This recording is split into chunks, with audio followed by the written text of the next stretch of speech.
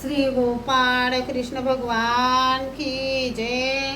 लीळा number 129। भटोबासांना झाडाच्या दुःखाचे दर्शन। एके दिवशी सर्वज्ञ शौचाला गुंफेच्या पूर्व बाजूला गेले। सोबत भटोबास होते।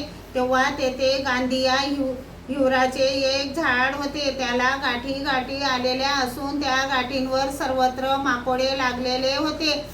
गाठींमधून थेंब थेंब पाणी गळत होते। असा वृक्ष पाहिला तेव्हा सर्वज्ञ म्हणाले, पाहिले हो वानऱ्या, ह्या झाडाचे दुःख।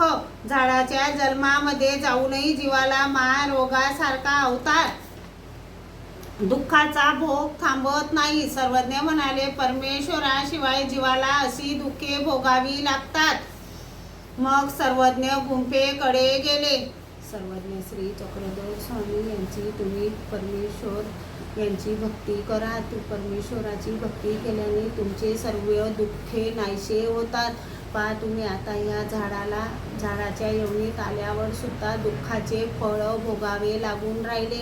आता आपण मानव देहात जन्माला आल्यानंतरही आपण पापच करून राहिलो। परमेश्वर यांची भक्ती करा। परमेश्वराची भक्ती केल्यामुळे तुमचे दुःख नासतात। श्री गोपाळ कृष्ण भगवान की जय।